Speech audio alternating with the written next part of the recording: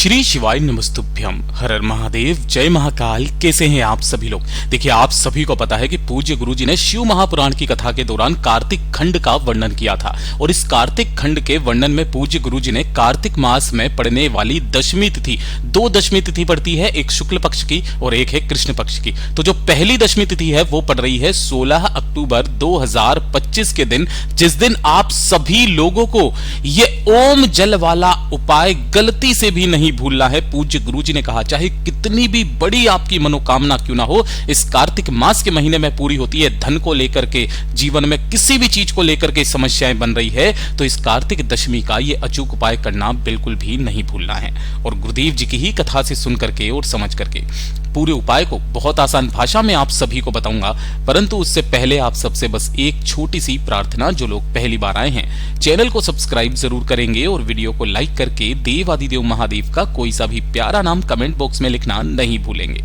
इस पूरे वीडियो में हम 4 महा उपाय के बारे में बात करेंगे जो आपको इस कार्तिक मास की 10वीं तिथि के दिन करने हैं, तो ध्यान से सुनना है और समझने की कोशिश करना है। सबसे पहले बात करते हैं हमारे पहले वाले उपाय की, जो कि ओम जल वाला उपाय है। पूज्य गुरु जी ने खास करके कहा कि कार्तिक मास के महीने में 2 दशमी तिथि पड़ती है, एक होती है कृष्ण पक्ष की और एक होती है शुक्ल पक्ष की। दोनों में से किसी भी एक दशमी तिथि के दिन आपको यह वाला उपाय करना होता है। किस लिए करना होता है कि अगर आपका कोई कार्य है, चाहे वो आपकी नौकरी से संबंधित कोई कार्य हो, अटक रहा है, कोई फाइल अटक रही है, कोई कोर्ट कचहरी से संबंधित कोई केस आपका फंसा हुआ है, दुकान को लेकर के कोई समस्या चली हुई आ रही है, कोई कार्य आपका नहीं बन रहा है, तो आपके जितने भी कार्य होते हैं उन सभी कार्यों की सिद्धि केवल और केवल इस एक छोटे से उपाय से खत्म हो जाती है, पूरी हो जाती है। इसके लिए आपको करना क्या है वो चीज ध्यान से सुनना। मात्र आपको एक बेलपत्र लेना है जो कहीं से भी खंडित कटा फिटा ना हो। काफी सारे लोग इस डंडी को तोड़ देते हैं। आपको ये डंडी नहीं तोड़नी है, नीचे की डंडी को तोड़ करके और फिर शिवलिंग पर चढ़ाते हैं। आपको ये डंडी नहीं तोड़नी है। सबसे महत्वपूर्ण उपाय ही इसी डंडी का है। एक बेलपत्र लेना है, नहीं मिलता है महादेव की शिवलिंग से उठा लेना, धो करके काम में ले लेना। इसी के साथ में आपको चाहिए होगा थोड़ा सा गंगा जल, ज्यादा नहीं, 2 से 4 बूंदे मात्र आपको गंगा जल की ले लेनी है।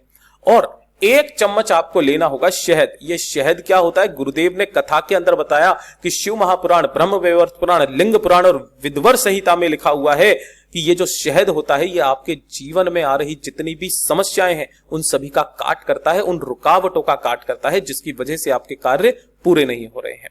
ये 3 चीजें लेनी है और 1 लोटा शुद्ध जल अपने घर का लेना है, तांबे के कलश में। अब यहां पर ध्यान से सुनिएगा, आपको अपने ही घर पर क्या कर लेना है कि जो गंगा जल लिया है, गंगा जल की 2-4 बूंदे आपने जो ली है वो इसी के अंदर डाल देना, ठीक है। और जो भी आपने एक बेलपत्र लिया है, ध्यान रखना उस बेलपत्र को भूल करके भी इसके अंदर नहीं डालना है। केवल बेलपत्र इधर की तरफ में रहेगा और जो शहद है वो भी इसी के अंदर डाल करके उस जल को घोल देना। बेलपत्र बाहर रहेगा, गंगा जल और शहद का जल आपको यह तैयार कर लेना है इसी कलश के अंदर। अब आपको ये बेलपत्र और इस वाले कलश को लेकर के भोलेनाथ के मंदिर में जाना है, शिवलिंग के पास। चाहे सुबह जाओ चाहे शाम को जाओ, कार्तिक मास की चाहे शुक्ल पक्ष की दशमी चाहे कृष्ण पक्ष की दशमी, दोनों में से किसी भी एक दशमी के दिन यहां पहुंचकर शिवलिंग के पीछे की तरफ खड़े होना, जिससे आपका मुख उत्तर दिशा की तरफ में हो जाए। एक हाथ में, अपने उल्टे हाथ में तो आपको क्या रखना है? उस कलश को रखना है जिसके अंदर आपने गंगा जल और शहद डाला हुआ है, और अपने दूसरे हाथ में आपको एक बेलपत्र ले लेना है। इस बेलपत्र को इस कलश से स्पर्श करा करके, है ना, भोलेनाथ की शिवलिंग पर आपको ऐसे समर्पित करना है, अपना नाम और गोत्र बोल करके, अपनी कामना कह करके कि डंडी रहे जलाधारी के तरफ, बीच वाली पत्ती का मुख रहेगा आपकी तरफ। उसके बाद में दोनों हाथों में इस कलश को पकड़ना। ध्यान से सुनिएगा, दोनों हाथों में पकड़ना है। इस कलश की धार जब आप शिवलिंग पर पहली धार लगाओगे तो श्री शिवाय नमस्तुभ्यम मंत्र का स्मरण करते हुए जब आप इस जल को समर्पित करोगे तो इसी जल को, यानी कि इसी कलश को आगे की तरफ बढ़ाते हुए, ध्यान रखना, इस तरीके से आगे की तरफ बढ़ाते हुए आपको इसी जल की धार को कहां तक लेकर के आना है? माता अशोक सुंदरी के स्थान तक आपको लेकर के आना है, और यहां तक लाते लाते आपका जल पूरा समाप्त हो जाना चाहिए। पूज्य गुरु जी ने कहा कि जो भी व्यक्ति कार्तिक मास की दशमी तिथि के दिन इस वाले उपाय को कर लेता है, उसके चाहे कितने भी कैसे भी कार्य क्यों ना हो वो संपूर्ण जरूर होते हैं। पूज्य गुरु जी का बहुत अद्भुत और अचूक उपाय है। जरूर कीजिएगा। अब बात करते हैं दूसरे वाले उपाय की। पूज्य गुरुजी ने कहा कि कार्तिक मास की दशमी तिथि कोई आम तिथि नहीं होती है। आप जैसा मानते हो कि जो एकादशी ही पवित्र होती है, या फिर तेरस, या फिर प्रदोष, या फिर शिवरात्रि, महाशिवरात्रि, ये पवित्र होती है। कार्तिक मास की दशमी तिथि का जो वर्णन है ना, वो आप स्कंद पुराण के कार्तिक खंड में जो लिखा हुआ है उसे आप पढ़ सकते हैं। साथ ही साथ विष्णु पुराण के अंदर इसका महत्व समझिएगा। अगर आपकी कोई इच्छा, कोई कामना पूरी नहीं हो रही है, उपाय कर करके आप थक चुके हो, सब कुछ करके देख लिया, आपकी कामना पूरी नहीं हुई, इच्छा पूरी नहीं हुई, मात्र एक बेलपत्र आपको लेना है जो कहीं से भी खंडित कटाफिटा ना हो। नहीं मिलता है, महादेव की शिवलिंग से उठा लेना, धोकर के काम में ले लेना। साथ ही साथ आपको चाहिए होगा थोड़ा सा शहद। ठीक है, इसमें जो शहद चाहिए, मात्र 2 बूंद आपको शहद की ले लेनी है। और इसी के साथ में चाहिए होंगे 7 चावल के दाने, जो कैसे होने चाहिए, अक्षत होने चाहिए, पूर्ण, कहीं से भी खंडित कटे फटे नहीं होने चाहिए। इन तीनों के साथ में 1 लोटा शुद्ध जल अपने घर का लेना तांबे के कलश में, और इन्हें लेकर के पहुंच जाना भोलेनाथ के मंदिर में शिवलिंग के पास। यहां पहुंच करके आपको शिवलिंग के पीछे की तरफ खड़े होना है, जिससे आपका मुख उत्तर दिशा की तरफ में हो जाए। और मैंने आपको कई बार बताया कि जब भी आप मनोकामना पूर्ति के लिए उपाय करते हैं तो पहले 1 लोटा शुद्ध जल भोलेनाथ की शिवलिंग पर समर्पित किया जाता है, श्री शिवाय नमस्तुभ्यम मंत्र का स्मरण करते हुए। जब यह पूरा जल समर्पित हो जाए, अब उसका क्रम ध्यान से सुनिएगा। आपने जो एक बेलपत्र लिया है, इस एक बेलपत्र की जो ये बीच वाली पत्ती है, इस बीच वाली पत्ती पर आपको अच्छे से क्या लगा देना है, जो शहद लिया है आपने, केवल बीच वाली पत्ती पर आपको अच्छे से शहद लगा देना है। ध्यान से सुनिए, मैं यहां पर हाइलाइटर से निकालने की कोशिश कर रहा हूं ताकि आपको दिख पाए। इस तरीके से पूरी बीच वाली पत्ती पर आपको क्या कर देना है, शहद लगा देना है। और इसी शहद के ऊपर आपने जो 7 चावल के दाने लिए हैं, उन 7 के 7 चावल के दानों को इस बेलपत्र की पत्ती पर आपको चिपका देना है।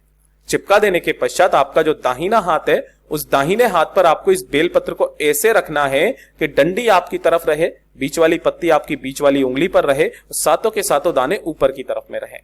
अपना नाम और अपना गोत्र बोल करके, आपकी जो भी हृदय की बात है, कामना है, उस कामना को बोल करके माता अशोक सुंदरी के स्थान से स्पर्श करा करके भोलेनाथ की शिवलिंग पर उल्टा ऐसे समर्पित कर देना कि डंडी जलाधारी की तरफ रहे, बीच वाली पत्ती का मुख आपकी तरफ में रहे, और जो 7 चावल के दाने हैं वो इस बेलपत्र से नीचे की तरफ में रहे।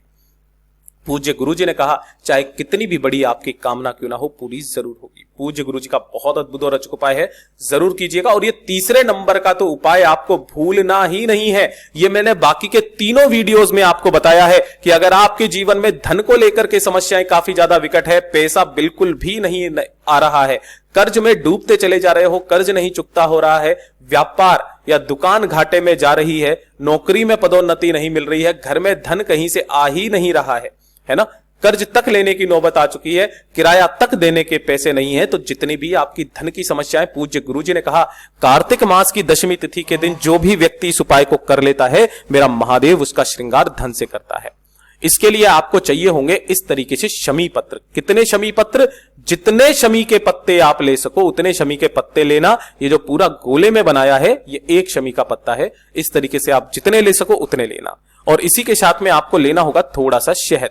शहद कितना लेना है? 1 कटोरी के अंदर थोड़ा सा ले लीजिएगा, अभी आपको पता चल जाएगा कितना लेना है। इस तरीके से लेना, और 1 लोटा शुद्ध जल अपने घर का लेना तांबे के कलश में। इन सभी को लेकर के भोलेनाथ के मंदिर में पहुंचना है, शिवलिंग के पास।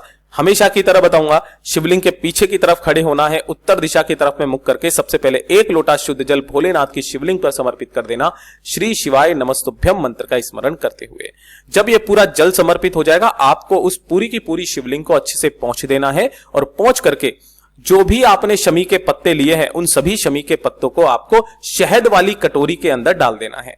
डाल देने के पश्चात उन्हें शहद के अंदर डुबो डुबो करके एक एक करके उठा करके महादेव की शिवलिंग पर आपको समर्पित नहीं करना है, महादेव की शिवलिंग का श्रृंगार करना है। अपना नाम और गोत्र बोल करके आपके जीवन में आ रही जो भी धन की समस्या है उनको खत्म करने की कामना करके, जो भी व्यक्ति कार्तिक मास की, चाहे शुक्ल पक्ष की हो चाहे कृष्ण पक्ष की हो, दशमी तिथि के दिन शमी के पत्ते जो कि शहद में डूबे हुए हैं उनसे श्रृंगार कर देता है महादेव की शिवलिंग का, मेरा महादेव उसका श्रृंगार धन से करता है, उसके जीवन में कभी भी धन की समस्या नहीं आ सकती। पूज्य गुरु जी के सभी उपाय बहुत ही ज्यादा खास और अद्भुत है, जरूर कीजिएगा। वीडियो पसंद आए तो लाइक जरूर करना, चैनल को सब्सक्राइब जरूर कीजिएगा। मैं आपसे मिलता हूं अगले वीडियो में, तब तक के लिए ओम नमः शिवाय, हर हर महादेव, जय महाकाल।